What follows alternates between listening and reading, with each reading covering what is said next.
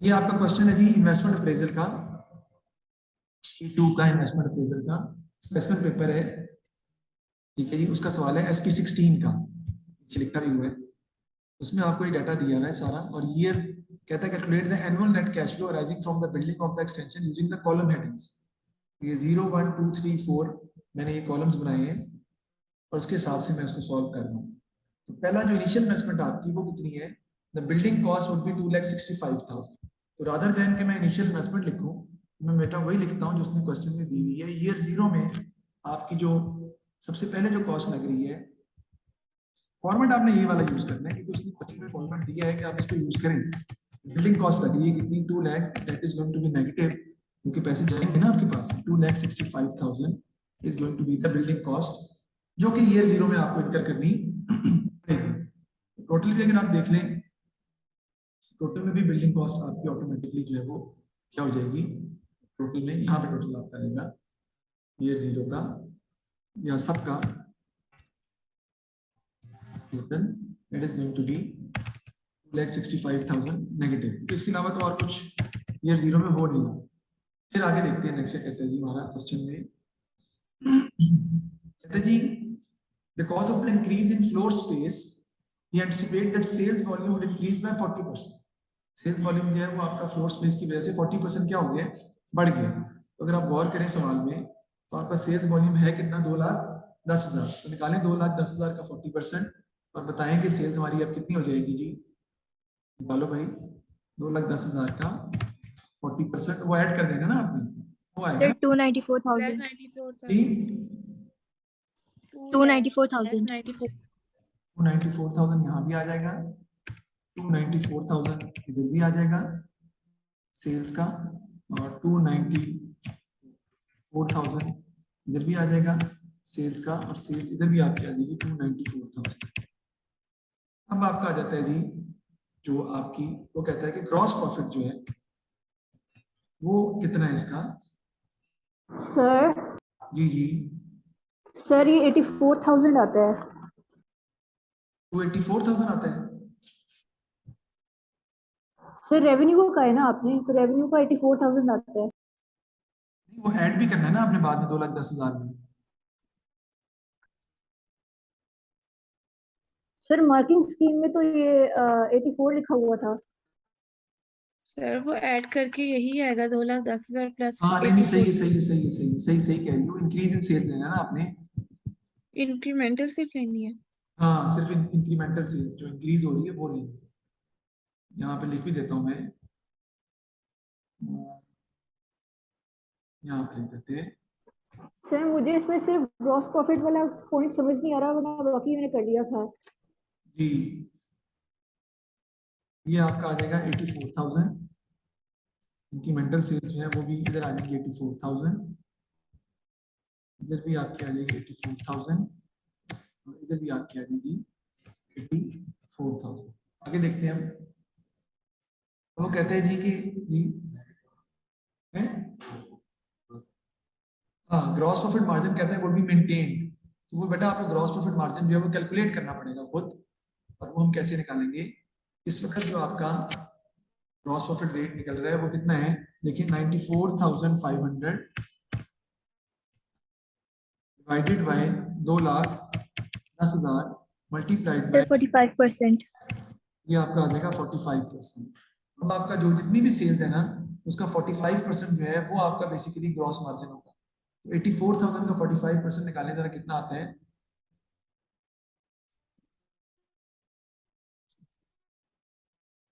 जी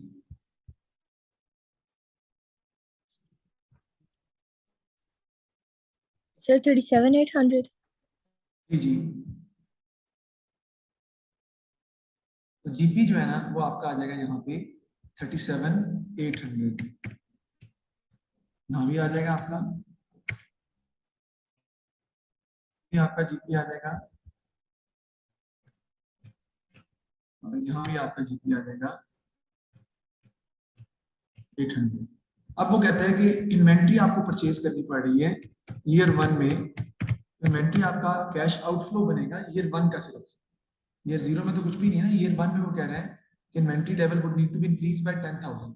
तो आपको इन्वेंट्री में इजाफी एक्सपेंस करना पड़ रहा है, क्योंकि आपका नेगेटिव आउटफ्लो बनेगा 10,000 का, जो आपको पे करना पड़ेगा। उसके बाद आपके क्या आ रहे हैं, वेरिएबल सेलिंग एक्सपेंस, वो आपके कितने इंक्रीज कर रहे हैं, अगर आप देखें इंक्रीज ही ले रहे हैं ना, सिर्फ एग्जिस्टिंग वेरिएबल एक्सपेंस को इंक्रीज बाय 30%, तो वो कितने हैं 48,000, इसका 30% निकालें कितना आता है 14,400। हाँ जी, तो 14,400 से आपके वेरिएबल सेलिंग एक्सपेंस जो है वो आपके बढ़ जाएंगे, वो भी आपका नेगेटिव में आ जाएगा। आपको क्या करना पड़ेगा, माइनस करना पड़ेगा इसमें से, इधर भी आ जाएगा आपका, इधर भी आपका आ जाएगा 14,400। ठीक है जी। उसके बाद वो कहता है कि आपके मजीद जो एक्सपेंस इंक्रीज कर रहे हैं, वो फिक्स एक्सपेंस को कुछ नहीं करना, क्योंकि वो एज इट इज वैसे के वैसे ही है, उसमें कोई चेंज नहीं आ रहा। बिजनेस वुड इनकर in future rent garage space for the delivery vehicle at a cost of 2,000 a year, तो रेंट आपको पे करना पड़ रहा है हर साल इसका गैरेज का, जो कि कितना है आपका 2,000, इधर भी आ जाएगा, इधर भी आपको पे करना पड़ेगा, इधर भी पे करना पड़ेगा आपको 2,000, इधर भी आपको पे करना पड़ेगा 2,000।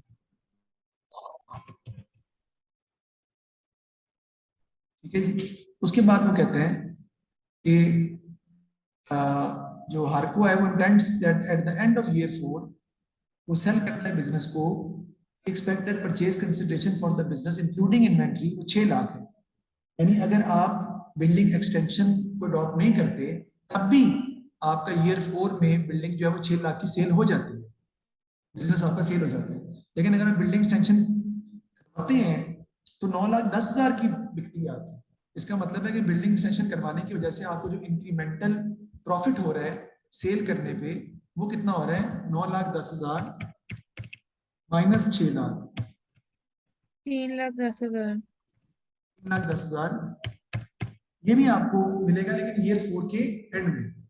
ये भी कैश फ्लो आप लेंगे, लेकिन वो हम बाद में एडजस्ट करेंगे, पहले भी कर सकते हैं वैसे, लेकिन हम बाद में एडजस्ट कर लेंगे जब हम ईयर 4 का निकालेंगे या सॉल्व करेंगे। यहाँ पर भी आप लिख सकते हैं 3,10,000 पॉजिटिव के अंदर, आप यहाँ पे लिख सकते हैं। यहाँ पे अगर आप लिखना चाहें तो मैं लिख देता हूँ डिस्पोजल,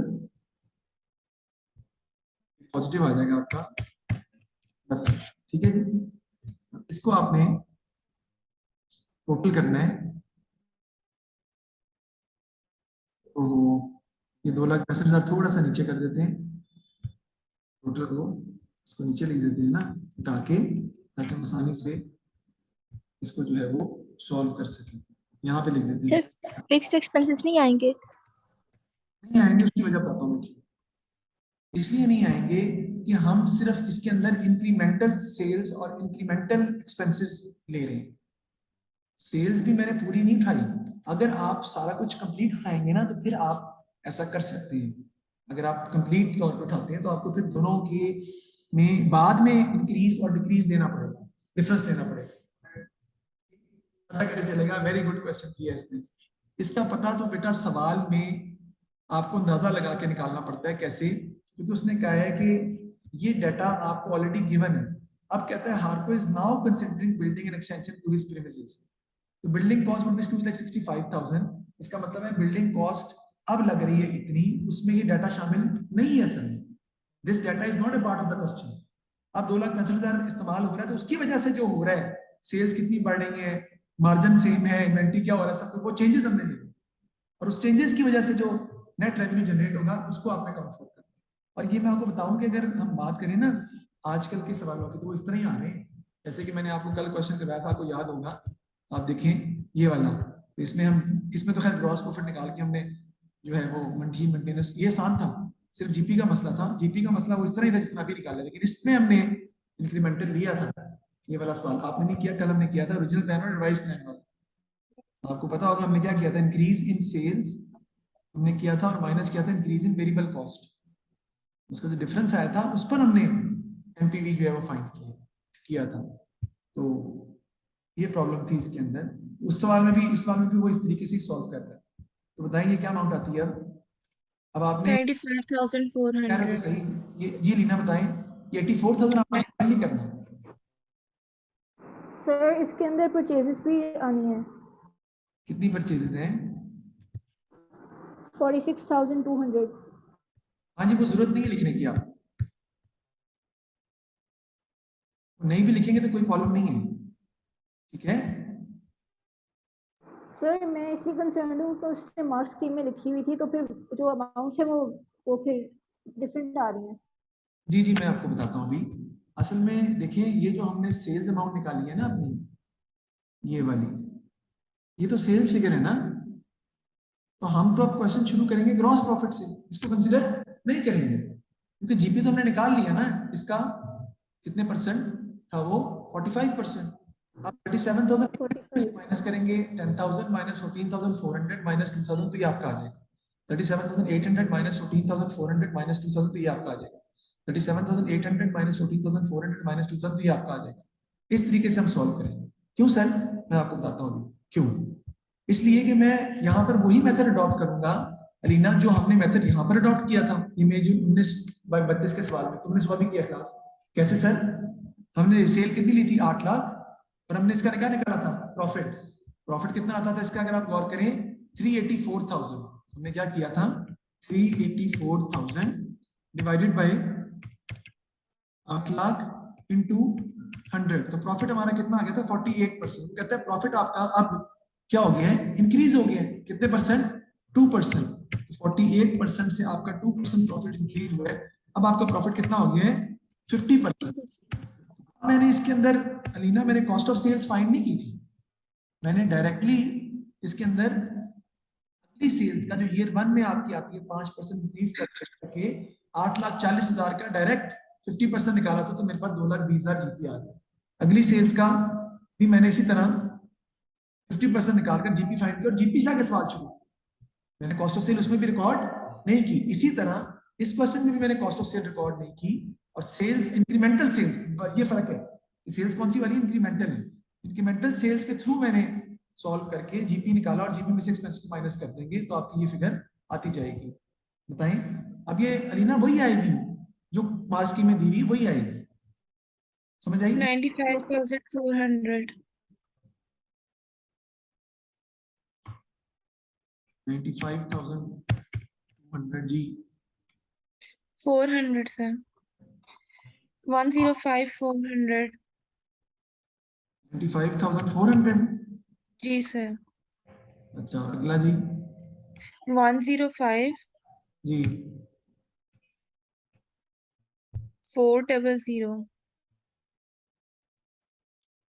105,400। जी, और आखिरी में 415,400। ठीक है लीना, समझ आइए? Okay yes sir. जी। अब हमने क्या करना है इससे आगे?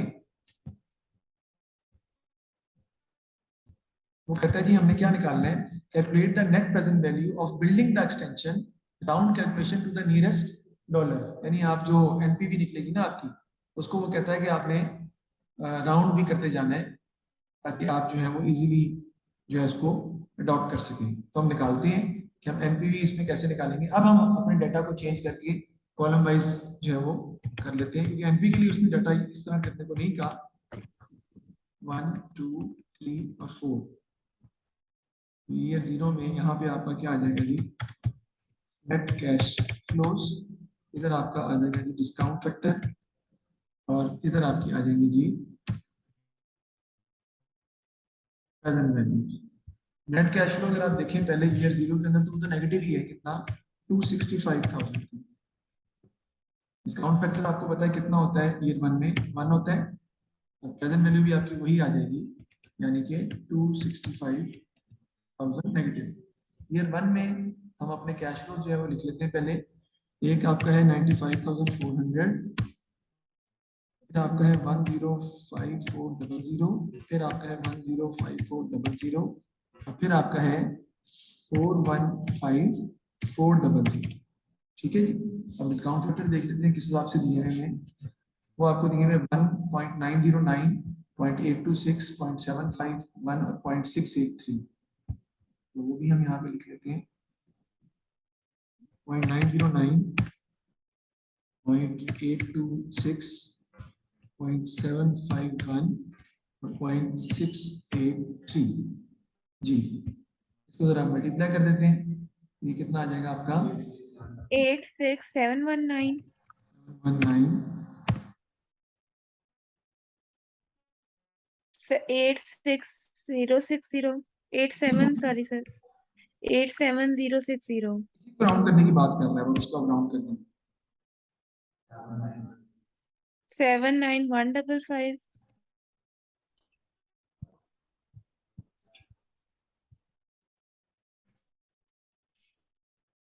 283 हाँ 283 भाईजान, वो ज्यादा अमाउंट है, उसमें वो जो डिस्पोजल है वो भी आ जाएगी ना, जो बिक के पैसे आ रहे हैं। हाँ जी 283 718 718, ये कितना आ जाएगा जी आपका एनपीवी 271,652। तो ये आपका पॉजिटिव आ रहा है, डेफिनेटली आप एक्सटेंशन प्लान को प्रोसीड कर सकते हैं, क्योंकि आपका एनपीवी जो है पॉजिटिव आ रहा है, क्योंकि आपको एट द एंड जो है वो एक बहुत बड़ी अमाउंट रिसीव होनी है, उसी एक्सटेंशन या बिजनेस को सेल करने से अमाउंट बहुत ज्यादा आपको रिसीव हो पा रही है।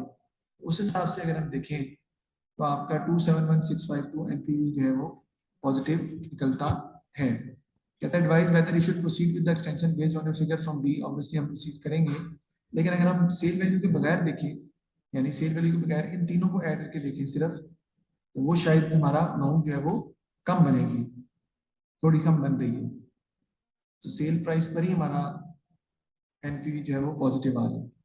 खैर, फिर outline why Harco might have doubts about proceeding with the extension based on the NPV. जी डाउट्स क्यों है वो कह रहे हैं जी, ये ना बताएं मार्क्स में क्या लिखा है इसके बारे में, डी पार्ट के बारे में। सर मैंने मार्क्स स्कीम खोली नहीं हुई। अच्छा, इसलिए ये लिखा है, उसके अंदर लिखा होगा कि आपके जो बिजनेस है वो खत्म हो जाएगा। डाउट तो होना है, because we are extending going for the extension, but in the case कि हम रिटायर हो जाएंगे 4 साल बाद और बिजनेस सेल कर देंगे, तो फिर वो कहता है कि हमें 6 लाख पहले रिसीव हो रहा था including inventory without the extension, और 9,10,000 if you proceed with the extension. So in both cases, you have to sell the business to get 3,10,000 extra. There will be no bridge in the future. So maybe he may not go for extension because he believes that हमें business end पे जो है वो sale करना पड़ रहा है. Because 6 lakh will not be considered in that regard. ताकि business sale करने की वजह तो problem आ जाएगी ना उसको, सारी बात sale करने का तो मतलब है कि business is going to be no more. Explain why Harco chose to use NPV as a basis for this decision rather than payback method. ठीक है जी, पेबैक मेथड के डिसएडवांटेज आपने बताने हैं, आपको पहले आपने पढ़े में, आप उनको अच्छे तरीके से सॉल्व कर सकते हैं। ठीक है जी, तो अब आप ऐसा करें कि कल जो हम क्लास लेंगे, यहाँ तो कोई मसला तो बताते हैं, ओके है? Yes sir. जी सर। जी सर। मैं क्लोज करता हूँ। सर आईएएस ऑडिटिंग वाला कब स्टार्ट करेंगे चैप्टर? जी आईएएस ऑडिटिंग वाला चैप्टर मैं आपको इन्हीं दिनों में भेज दूंगा, कोई मसला नहीं उसका। सर बिजनेस परचेज आप करवा रहे हैं? हाँ जी, वो कल इंशाल्लाह ताला क्लास लेनी है आपने, इसी टाइम पे 8:30 बजे कल हम बिजनेस परचेज करेंगे, ओके? और 10 बजे हमारी मार्जिन क्लास वो तो चलेगी, आज हम लिमिटिंग फैक्टर करेंगे, ओके जी? आज भी सर होगी? जी जी, ठीक है। ओके।